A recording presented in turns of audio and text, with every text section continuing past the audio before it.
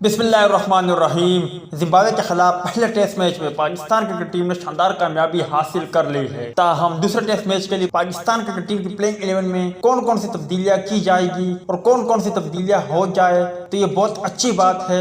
آپ بھائی مجھے کمنٹ سیکشن میں اتنا ضرور بتا دیں، مگر ساتھ میں آپ بھائیوں کو دوسرے ٹیسٹ میچ کے لیے بہترین پلیئنگ الیون کے بارے میں بتانے لگا ہوں۔ یقیناً آپ بھائیوں کو بے حد پسند آئے گا۔ ویڈیو کی تفصیل میں جانے سے پہلے اس ویڈیو کو لائک کریں اور کمنٹ سیکشن میں آپ بھائی اس اپڈیٹ کا متعلق اپنی رائے کا اظہار ضرور کریں۔ اگر آپ بھائیوں نے دوسرا ٹیسٹ میچ لائیو دیکھنا ہے تو سمپل آپ بھائیوں کو بہت ہی اعلیٰ قسم کی اپلیکیشن لنک ڈسکرپشن میں مل جائے گی۔ سمپل آپ بھائیوں نے اس پر کلک کرنا ہے۔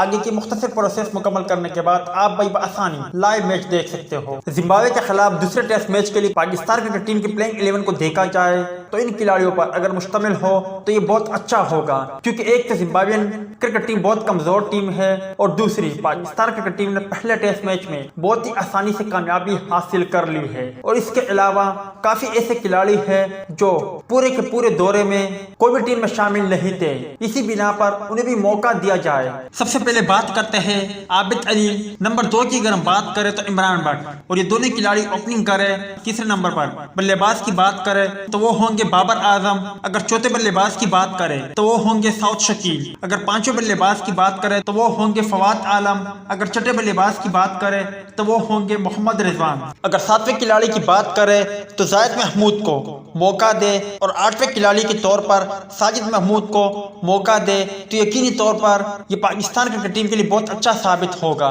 اور اس کے بعد شانشاہ افریدی کو اور ساتھ ہی ساتھ فہیم اشرف کو آرام دے کر ان کی جگہ شاہ نواز دانی کو ڈیبیو کرایا جائے، جبکہ اس کے علاوہ تابش خان کو موقع دیا جائے۔ اور 11ویں کھلاڑی کی بات کریں تو وہ حسن علی ہو تو یقینی طور پر ان سے پاکستانیوں کو بے حد خوشی ہوگی۔ اور ساتھ ہی ساتھ جن کھلاڑیوں کو موقع دیا جا رہا ہے جیسے کہ تابش خان، زاہد محمود، ساجد خان اور شاہ نواز دانی، انہیں بھی اپنی صلاحیتوں کا موقع ملے گا۔ امید ہے دوستوں کہ آپ بھی یہی چاہتے ہو۔ ملتے ہیں کسی نیکسٹ ویڈیو میں، تب تک کے لیے اجازت دیجیے۔ اللہ حافظ۔